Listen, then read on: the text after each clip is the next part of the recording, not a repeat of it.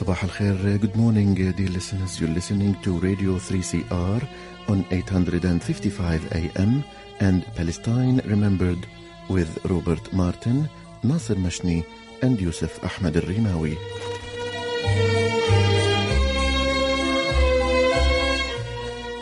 Palestine Remembered is Australia's only English language radio program that is totally dedicated to Palestine. We'd like to welcome those listening on 855 and those that will join us on podcast at 3cr.org.au.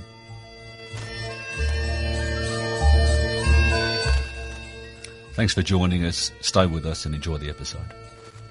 Bringing you the news and views and the untold side of the Palestinian struggle for freedom from a Palestinian perspective. Good morning, Rob. How are you? Mate, I'm pretty good. I'm a little bit frustrated. And the reason I say that is that Melbourne has been across the world for, riots and police brutality. All of these things have been happening. All of these people at these protests, if they only knew what the Israeli Defence Force does to the Palestinians on a daily basis, this is nothing to what we're seeing here. And I just wish more people would look further out and see what's happening. Yes, our police are doing the wrong thing. Absolutely, I agree with that. But it's nothing to what we've seen to the Palestinians. And it's just been frustrating, man. I just wanted to get that out. Well, you're right. These people who are freedom marchers and they're fighting for our freedoms and liberty. I don't think I've ever seen any of them at an Invasion Day rally or at a refugee rally or at a May Day protest. No. Rob, we're joined by one of our very favourite guests. Yeah, absolutely. Stuart Rees, Order of Australia Medal, Professor Emeritus, University of Sydney, and the inaugural recipient of the Jerusalem and Quds Peace Prize. Good morning, Stuart. Hi, Nasser. Hi, Robert. Do you wear your medal? Because I'd wear it everywhere. No. That's why we would never win an Order of Australia, Robert. Exactly right. Because we wear it everywhere. Now, Stuart, we've got you on because things are moving very, very fast in Australia. The Israel lobby, the Zionist lobby, has been moving at a rate of knots to beggar belief, and they've really capitalised on this time. They've managed somehow to get Vic Al-Hadaf, a renowned pro-Israel Zionist lobbyist, appointed to the board of SBS. There's been a special committee on listing Hamas and its military wing both as terrorists. Interestingly, they only heard from Israel lobbyists like Colin Rubinstein and all of Vic Al-Hadaf's mates. And absurdly, in the past couple of days, we've found out that in some sort of sneaky deal, the Israel lobby has managed to insert the IHRA into the New South Wales Labor Party. And what's that, Nasser, just for our listeners? The International Holocaust Remembrance Association definition of anti-Semitism, which in and of itself, the definition is innocuous. The challenge is the working examples that are appended to it that inform how you can decide who is an anti-Semite. And 7 of the 11 examples mention Israel. Stuart, why don't you take us through, I know you've written a little bit about the IHRA and how it doesn't actually meet what it needs to do, and there are better alternatives. Well, the IHRA definition is really in some ways, it's got nothing to do with anti-Semitism. It's a very deliberate attempt to ensure that Israel's abuses of human rights can't be criticized. In other words, it's a protection for Israel. That's the purpose of the document. I mean, it's regarded as, in the words of an Israeli professor of international law, stifling the politics of liberation. And yet it's used as a kind of worldwide statement of anti-Semitism. And it has in it a phrase about not being allowed to criticize Israel unless you also simultaneously criticize the human rights abuses by other countries. It's what one Jewish critic says is whataboutism. He says it's intellectually absurd and morally indefensible. Is there any other country that's afforded this protection? Just about every other country has been bullied into submitting. The European Union's accepted it. The numerous American states have not only accepted it, but tried to put it into law to make it a criminal offence to not support the IHRA definition. But there's no other country that's afforded this protection, is there? This is a one-off for Israel. Oh, I see what you mean. I'm sorry. No, I don't think so. No, it's the exceptionalism with which Israel has been treated. That's what has to be overcome. If it's about Israel, they cannot be held accountable. They can act with impunity, and we shouldn't be able to criticize them. I mean, your point, Robert, is a good one. There is no other country that's given that protection. The challenge is the conflation between Judaism and Israel, because anti-Semitism is real. And one of the 11 examples is holding all Jews responsible for the actions of Israel is anti-Semitic. And I don't have a problem with that. It's not all Jews' fault that some rabid Zionists are killing Palestinians in prison in Gaza. Absolutely. So we should differentiate between real anti-Semitism and what they're trying to do here. It minimises real anti-Semitism, doesn't it? Correct. I mean, the value of the Jerusalem Declaration on anti-Semitism, which was written by 200 Jewish scholars, they were so appalled by the slovenly, mediocre, ineffective nature of the IHRA definition that they wrote the Jerusalem Declaration. And their point is that, of course, anti-Semitism is a huge problem, but so is Islamophobia, so is homophobia, so are all sorts of other ingrained prejudices. And that's what we should be addressing, not treating Israel as always the only victim. And that's the thrust of the Jerusalem Declaration. And the recent, very significant, in my view, Sydney statement on anti-Palestinianism says, well, look at the way the Palestinians are being treated. You can have members of the Knesset standing up at regular intervals saying that Palestinian mothers and children should be eliminated, and they get away with it. You have a current Prime Minister of Israel, Naftali Bennett, boasting that he's killed lots of Palestinians. He's proud of it.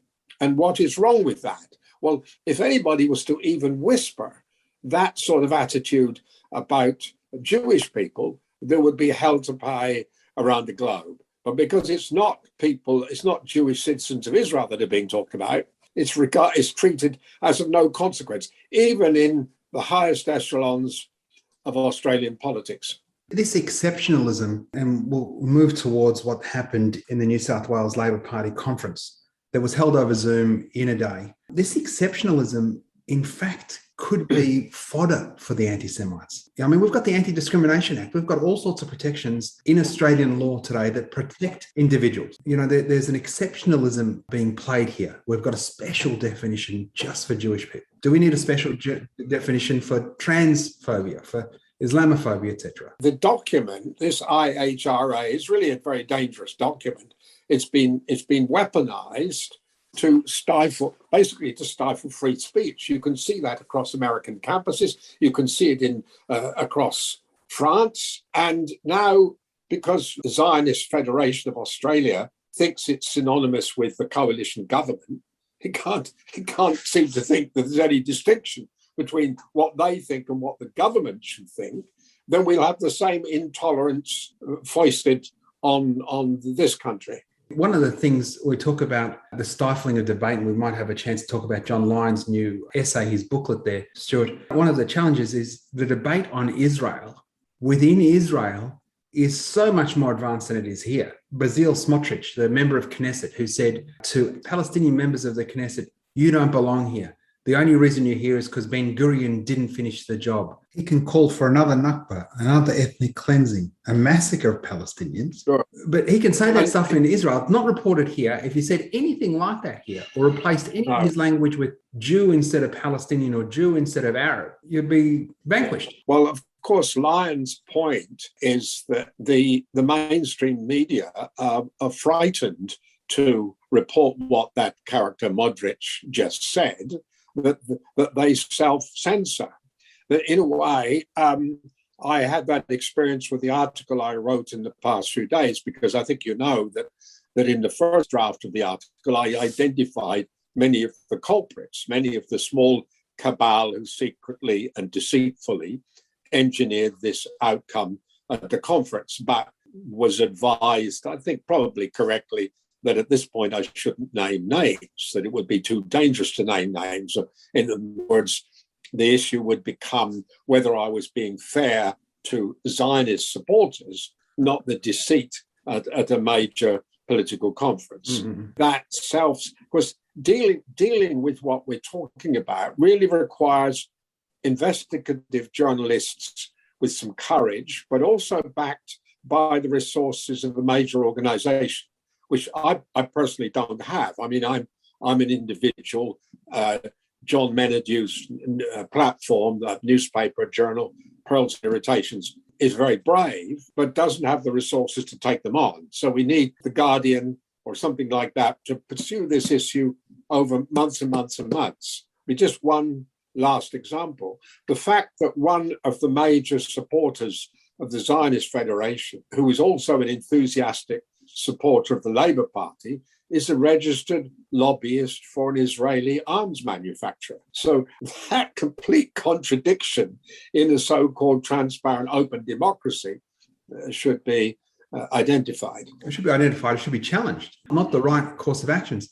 Stuart, why don't you take us through the Machiavellian machinations that were put into play to see the IHRA insidiously adopted? Yeah, okay. Well, look, it's about deceit. I mean, I originally called my assessment democracy by deceit. Okay, here's a one-day conference, 800 delegates apparently, conducted by Zoom, everything to be compressed into one day. Because of a forthcoming federal election, there's a general agreement not to air too much controversy because that might be at the expense of the leader, Anthony Albanese's reputation or election chances. So that one motion by the South Enfield branch, of which certain people are members, concerned a proposal to adopt the IHRA definition, but it was lodged in a section called Australia and the World. And that was the section in which it was agreed that if there was controversy, such as 30 other motions that condemned the racist apartheid policies of Israel, they shouldn't be debated at that conference. They would be held over. They would be respected, but held over. It wouldn't be an issue on which there would be deliberation or vote. One of the characters in this piece of deceit deliberately lifted the Enfield Party's motion about IHRA and stuck it in what is known as the Social Justice Committee affairs, with allegedly innocuous issues that people would all agree with about Indigenous disadvantage, about the non-existence of services for people with disability. And that was meant to be a job lot, which would just go through with on the nod without anybody knowing. And that the 11th hour, or it might have been at the 10th hour, I'm not sure, that IHRA proposal was lodged in that committee, and a group of maybe 6 or 7 people, and they won't all acknowledge who was there, passed it through. So then, and they were clearly in close alliance with Jewish News, because Jewish News almost knew about it, knew about the decision before anybody else did, because the Jewish News, by the Monday, the 11th, reports on a decision made on the evening of Saturday the 9th. And they boasted that the Australian Labor, the New South Wales branch of the Australian Labor Party had passed the IHRA definition. That's criminal. And as I said in the first paragraph of the article, that came as a monumental surprise to the vast majority of the people at the conference who knew nothing about it. And I understand that there's a division, was it Labour for Palestine, have put together a document and had circulated it to the delegates asking for a recall or a revote on this. Yeah, they want the merits of the IHRA definition considered along with consideration of the statement on anti-Palestinianism, along with the consideration of the Jerusalem Declaration, right? But the issue for me is, why wouldn't there be a rescind motion? How can you operate in a political party which needs trust? Everybody needs trust to operate. Even in the world of complete lies generated by Trump and company, you still need trust. Well, if a major decision was passed on the basis of a carefully crafted deceit, it seems to me that should be rescinded. It should be regarded as null and void. So at the subsequent conference, somebody needs to have the guts and sense of principle to get up and say, this was a piece of massive deceit. I move that the motion be rescinded and no longer adopted. The reaction of people in the Labour Party is that, well, There's a balancing act between the right and the left, and even the left, don't want to harm Anthony Albanese. I said, well, can you please drop these adjectives right and left? They get in the way of the analysis of the basic principles of universal human rights. Please use that language. Don't give me a ping pong match between the left and the right. Let me hear the language about universal human rights. There's no other, in domestic and foreign policy terms, I do not know of any other basis on which to generate your arguments. You must stop shielding behind this silly, in some ways out of date adjectives, the left or the right. So it's not about protecting Anthony Albanese. It's about a vision of the future, of a sense of social justice for everybody. If you don't do that, it means that every decision on every piece of policy and every feature of life can be crafted by the massive deceit of the people with the most influence. I mean, you can't even run the Melbourne City Council in that way. No. Can you? No, I wouldn't have thought so, Stuart. Sadly, we've moved as a society so far away from that egalitarian expectation that as a community, we will judge ourselves by our weakest and not how well our best are doing. We've moved way, way away from that sort of sense. Stuart, back to Palestine, the things are getting more and more grim there. Gaza entering its 15th year of siege, the occupation entrenched, Palestinian leadership divided. Increasingly, though, in Australia, we're seeing, and whether it's in the Labor Party adopting at 3 now national and state conferences, the recognition of Palestine as a part of their platform. John Lyon's first book, Balcony Over Jerusalem, and now with his second book. Do you think we're entering a space where we might get the conversation on Palestine more in the open light, and this is why the Israel lobby is going this hard, this insidiously? I mean, we have to. I mean, we can't give up. No. We can't be overcome by the fatalism that nothing can be done. Once you do that, you might as well be locked down intellectually and morally for the rest of your days. We have to keep the momentum going. After all, we don't live in a police state in Australia. How people of Myanmar managing? How are the Palestinians managing? How are the West Papuans managing? How are the Tamils of Sri Lanka surviving? And how are the protesters in Belarus? I've just been writing about that. How are they managing under a absolutely brutal dictatorship? So, like I say, look, to everybody, courage is good for you. Take a risk. Be clear about the human rights of the people of Palestine, because a dose of courage every day after meals is good for you. It's good for you. Well, the good thing about listing all of those Indigenous struggles for self-determination, Stuart, is you've ticked off one of the concerns of the IHRA, in that you are spending equal time on other causes, not just Israel. So you're not an anti-Semite. Sure. Yeah. I mean, all those issues. I mean, I've spent the last 48 hours trying to get a doctor out of Afghanistan. So, but for me, a test case of, you see, if I had cancer and went to a physician, he or she would want to know, where's the primary site? Where does it all start? And in international relations, since Balfour, the primary site has been the failure to deal fairly with the human rights of the people of Palestine.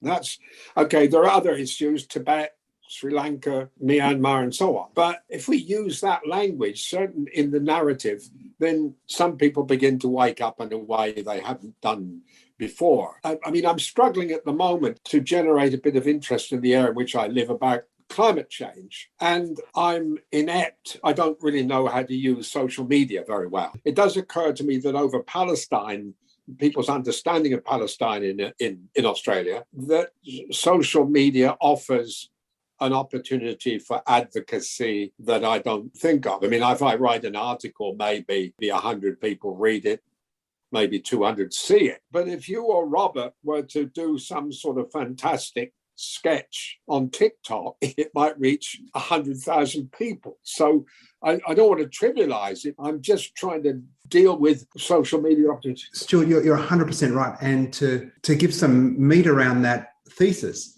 the protests that we had in May after the most recent Israeli massacre into Gaza, the protests were bigger than ever before and overwhelmingly younger. And they were That's what we younger need. because that citizen journalism, those TikTok videos, Instagram pictures have educated, polarized a generation that we, because to those kids, Stuart, you and I are the same, we haven't been able to communicate to them. No. It's also allowed the Palestinians to get their things out as well, though, You know, it hasn't been, they can't be censored too much. They can put it onto TikTok as well, and we can see exactly what's happening almost real time. Yeah, I mean, what in your judgment, both of you, what's the balance between, you know, social media and Zoom versus people like the three of us returning to Gaza, returning to the West Bank, returning to the camps, you know, sitting down with Hanan Ashrawi and others, or doing what I've done before, which is going to have actual meetings with Hamas to say, you know, why can't you guys can't you see that the division between you only plays into the hands of the Israeli government? So what's the balance in your judgment between our having some reassurance from social media initiatives versus the conventional face-to-face negotiations? I think they'd work together, Stuart, because you go face-to-face and you use social media to get it out there. So hand in hand, it's perfect. I think in an egalitarian world where the foundations of the democracy were sound, polling couldn't be rigged, there wasn't intimidation at polling booths, etc. Information to citizens, the fourth estate, the importance of the fourth estate, and social media is part of the fourth estate now, informs the public so they can make informed decisions. Now, in a normal sense, I mean, if we were to have free and fair and open elections in Palestine today, there's no question neither Hamas nor Fatah would get 10% of the votes because they failed so badly. The challenge is when we talk about it in that sense, in a sense of Palestine, Stuart, is that, we can't divide the fact that what we have a situation there, a boiler pot situation. Hamas just wants to be in power. It's not leadership. Sure. Because with power comes privilege, with power comes money, comes opportunity, etc. So I think when they did win those elections, 14, 15 years ago, when the Jimmy Carter Peace Center International Center for Peace said these were the most open, free and fair elections that they'd ever monitored, that this in fact was the will of the Palestinian people. And it should be said that they ended up with around 45% of the votes that party that ran, politicians that ran under the Hamas ticket, many of them weren't Hamas members. They were technocrats and autocrats, but they ran under that banner. That immediately after the Palestinians exercised their democratic rights, the Americans and the Israelis stamped down, closed down Gaza and said, you voted for the wrong people. We don't accept democracy. This is after they've set the whole of the Middle East alight, bringing democracy to the savages. So, sure. I mean, a priority of an Australian government should be to advocate the end of the siege of Gaza. I mean, that cruelty has gone on for 15 years or so now. Yeah. So, I mean, one of the problems of communication is not just with the general public, but even with your local politician here. I go to speak, I'm a pretty busy person, but I go to speak to the Labour member in the constituency I live in. And she's a very nice lady, but all the sort of things we're talking about are water off a duck's back.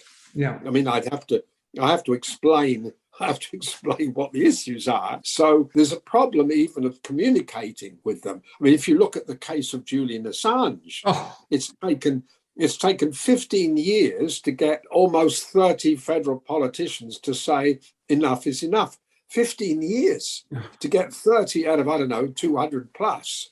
And we should say, from the perspective of journalism, that they've yet to find anything that he said that has been wrong or a lie. No, I mean, he's a very significant citizen. He's done the world an enormous service. Yeah. But because of the revenge motives of the United States and the compliance of the so-called British justice system and the cowardice, I can't comprehend the cowardice of federal Australia. I don't know why they think that you can run your life by licking your finger and sticking it in the air and seeing which way the wind is blowing. Well, I'm glad you said sticking it in the air, Stuart. I thought you were going somewhere else. I was a little concerned too. The evidence, Stuart, is in the AUKUS deal, the sub deal that we might never, we might be Chinese by the time these nuclear subs get here. China might have already come and taken us over. All the way through to what's happening with Bernard Colliery and Witness K and the Timor-Leste case. We're in a police state, we just don't even know it. Sure. The notion of surveillance and compliance. For me, as you probably heard me on this before, if I go to talk with Hamas, as I have done in the company of the amazing Richard Falk, to say, well, can you guys think of another way of throwing your weight around other than bullying people? You say the same thing to men who commit domestic violence. I've said it in different countries. Can you guys think of another way to deal with what you think is a conflict? And because there's this massive illiteracy about thinking of any other way, and this same point applies to the Israelis, then we have perpetual conflict, and we have the perpetual pandemic of domestic violence. And domestic violence multiplied by the power of 10 gives you, the bombing of Gaza. And you're right when you talk about that from a funding perspective, from a government attention perspective. A woman dies at the hands of her domestic partner every 3 or 4 days. And Sure. Take that out from today back to September 11, when the war on terror began. Thousands of women have died at the hands of their partners. Sure. And we're, if you include the Bali bombings as an attack on Australians, less than 100 Australians have died from terrorism. Sure. We've only got a little bit of time to go, Stuart, and it's so great for you to join us. You've heard about Sally Rooney's new book, and she has chosen not to, or she's abided by the call from the Boycott, Divestment and Sanctions Committee to boycott the State of Israel. The Israelis and the Israeli lobby have made call. Of course, she's anti-Semitic for doing so, because she doesn't want to publish her book in Israel. They've said that, she doesn't want to publish it in Hebrew. That makes her an anti-Semite. No, look, I'm sorry, anti-Semite is to chuck out to a knee-jerk reaction to undue criticism to call people anti-Semite. It's just intellectually lazy. I will not tolerate that for 1 minute. That's I don't get attacked these days because I've drawn a line in the sand and said, look, that's just a lazy adjective. It's a sort of abuse that the little boy in the playground uses to his opponents in order to deride them and bully them. Now, of course, that doesn't mean to say that anti-Semitism isn't serious, but to use it as a sort of catch-all phrase to stifle criticism has to stop. And we shouldn't tolerate it. We should name it for what it is. If somebody produced that sort of argument for me in an essay, I'd say, 1 out of 10, do it again. Yeah, 1 out of 10. We'll finish with this quote that that Sally Rooney had. She said she's not going to publish with an Israeli company that does not publicly distance itself from apartheid and support the UN stipulated rights of the Palestinian people. So a very principled stand, along with Ben and Jerry's ice cream. Sure. I think increasingly we're seeing people understand the need to adopt the boycott and divestment and sanctions campaign to support the Palestinians, to isolate Israel, to challenge its legitimacy as a state, because it needs to comply with international law and afford Palestinians equal rights. Sure. No. And the sooner I get to Melbourne so that you can buy me a drink, you two, then we can... Stuart, we really look forward to it. Again, thanks so much. Stuart Rees, Order of Australia Medal, Emeritus Professor at University of Sydney, and the recipient of the Jerusalem Al-Quds Peace Prize. And you should get his recent book, Cruelty and Humanity, or Cruelty or Humanity. Thanks so much, Stuart. Okay, lovely to talk to you. You have a great day. See you again soon. That was the amazing Emeritus Professor Stuart Rees, Order of Australia Medal, and inaugural winner of the Al-Quds Jerusalem Peace Prize. Thanks for listening. Be sure to share the show. I'll put some links to Stuart's articles in the podcast. Tell your friends, and remember, there's never been a better time for a free Palestine.